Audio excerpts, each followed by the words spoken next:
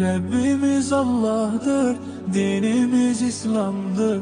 Zirvesi vardı, ferz olan cihattır. Tevhidi anla sen, Rabbini sevsen, İzzetin açarı takvalı olmaktır.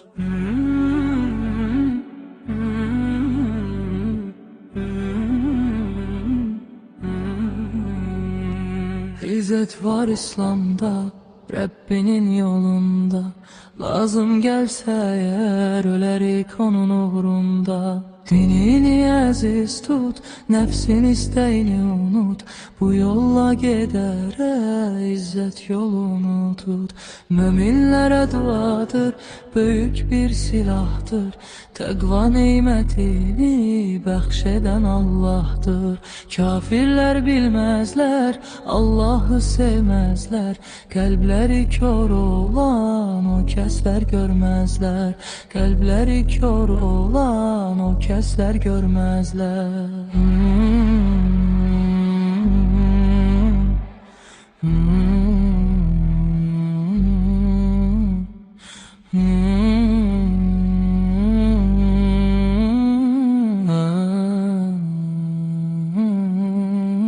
Rabbimiz Allah'dır, dinimiz İslam'dır. Zirvesi vardı, ferz olan cihattır. Tevhidi anla sen, Rabbini sevsen, İzzetin açarı takvalı olmaktır.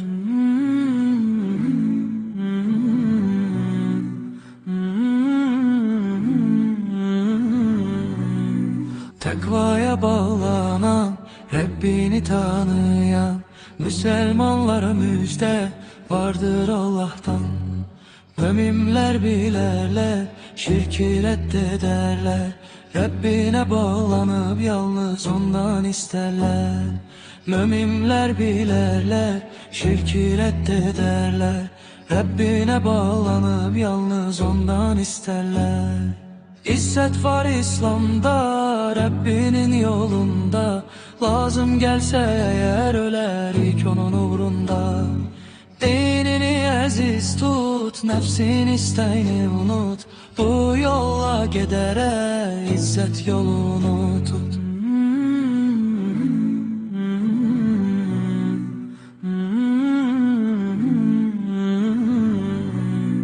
Allah'ı seven insan emrine etmez üsyan. Allah sever o kesleri, ona eder secdeleri. Odur her şeyin ilahı, bütün alemin şahı. Onun rehmidir bizlere, biz gediriz secdelere. Odur her şeyin ilahı, bütün alemin şahı. Onun rehmidir bizlere, biz gediriz secdelere.